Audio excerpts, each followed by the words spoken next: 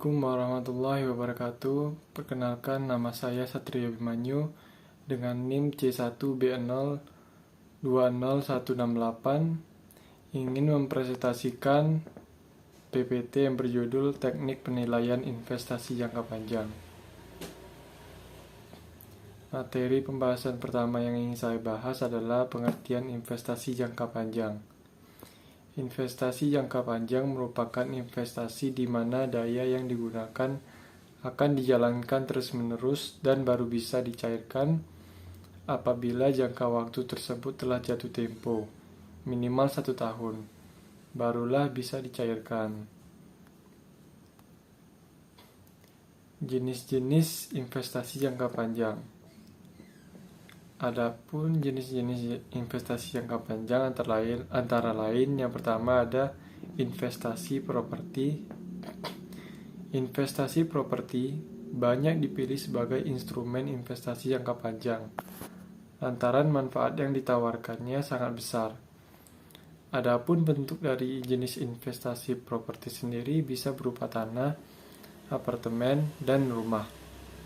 Yang kedua ada investasi emas. Emas adalah logam mulia 99,99%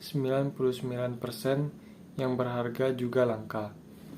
Karenanya, keberadaan emas sangat diterima oleh seluruh kalangan masyarakat sebagai instrumen investasi yang menjanjikan.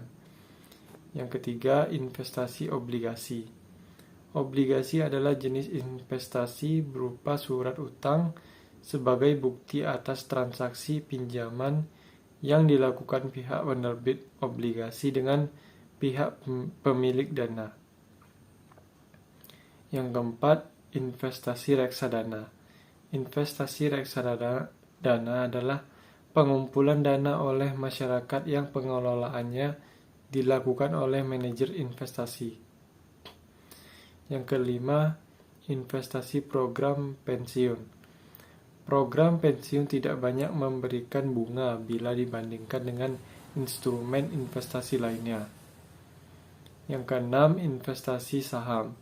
Saham merupakan instrumen investasi yang membuktikan kepemilikan perorangan atau perusahaan atas aset suatu perusahaan atau perorangan lainnya.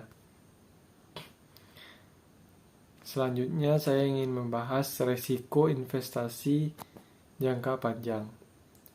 Yang pertama ada risiko pasar. Risiko ini disebabkan oleh sentimen keuangan, sering disebut sebagai risiko sistemik. Yang kedua, risiko pasar. Risiko ini disebabkan oleh sentimen keuangan dan sering disebut sebagai risiko sistemik. Yang ketiga, risiko inflasi. Risiko inflasi terjadi akibat banyaknya uang yang beredar akan menyebabkan harga konsumen terus naik, sementara daya beli masyarakatnya menurun. Selanjutnya ada risiko likuiditas. Risiko likuiditas ini terjadi akibat sulitnya menyediakan uang tunai dalam jangka waktu tertentu. Yang kelima, risiko nilai tukar mata uang.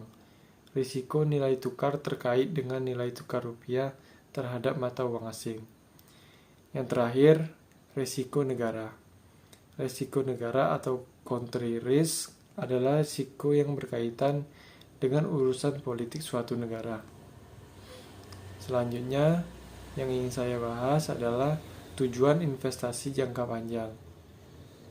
Adapun tujuan-tujuan investasi dalam jangka panjang antara lain yang pertama ada memperoleh pendapatan dalam setiap periode tertentu.